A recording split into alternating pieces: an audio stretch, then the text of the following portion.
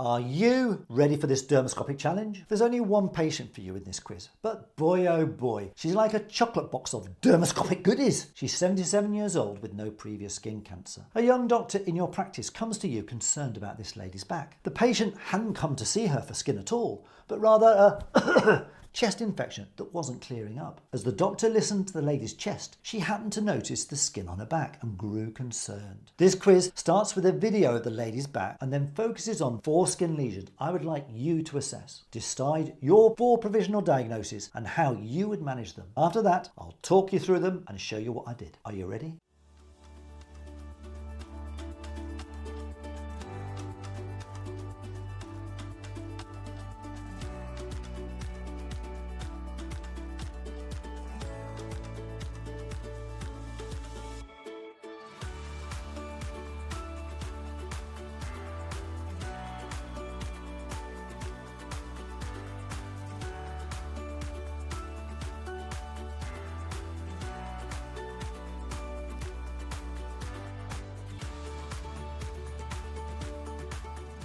We'll now focus on these 4 skin lesions.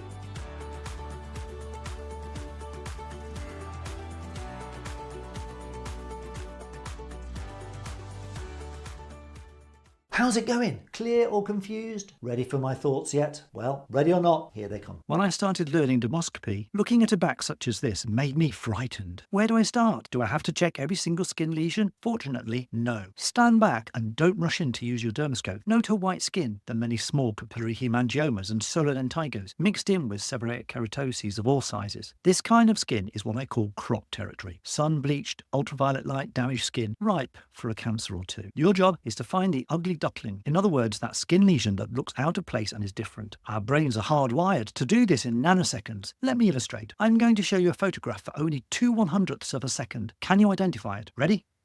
Did you see the Mona Lisa, one of the most famous paintings in the world? That's how quick your brain is when it recognizes something. Let me test you again.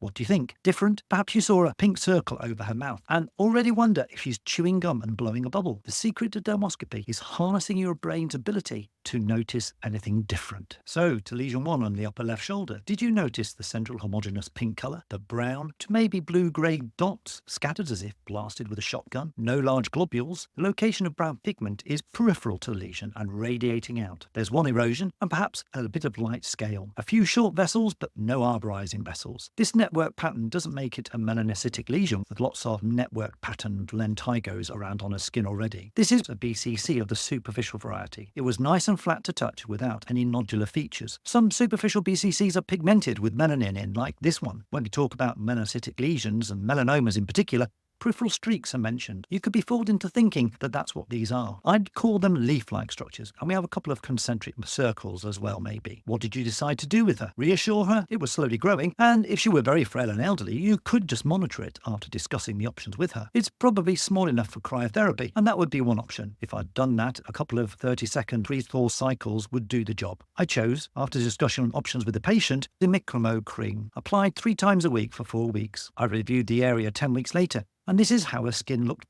It's gone, just some residual pinkness which will slowly blend in. To decide if the treatment of the BCC was successful, You use exactly the same criteria for diagnosing a BCC in the first place. If you didn't have cryotherapy and felt a bit uncomfortable in using a cream such as a mixed mode and wanted to treat it, then perhaps a routine referral to secondary care would be acceptable. But high-burden secondary care was something like this. And if you have no idea what I'm talking about, you need to watch my BCC video here, which is skin lesion 2 on her mid-thoracic back.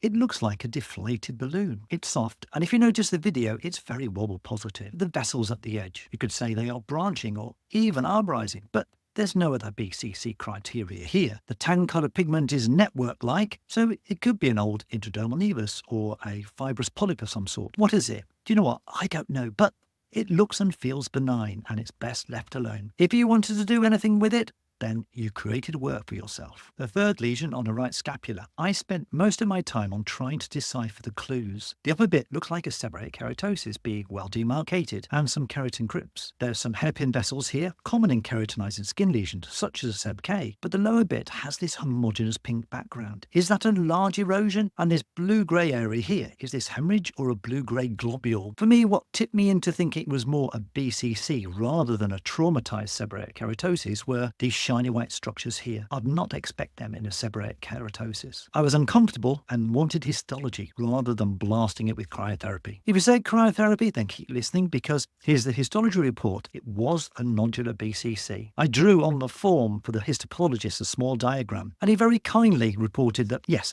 there was a seborrheic keratosis there as well. Finally, this lower lumbar brown plaque with a red patch to it. Could it be another BCC? When you find one BCC, go hunting for more. They often come in flocks. It's very well demarcated with fissures and a ridges pattern. No milia I could see, but in a seborrheic keratosis that is hyperkeratotic, that's not unusual. What about this red patch? I concluded it was just a small capillary hemangioma, of which she has so many. Leave it well alone. How did you do? In summary, she has 2 BCCs, one superficial and one nodular that needed excising, with 2 benign non-cancers that it's safe to leave well alone. Comments in the video description below, very welcome. If you found this quiz useful, then why not click here for another test or here for some more teaching. Remember, your best teachers are your patients, but only if you choose to listen to them.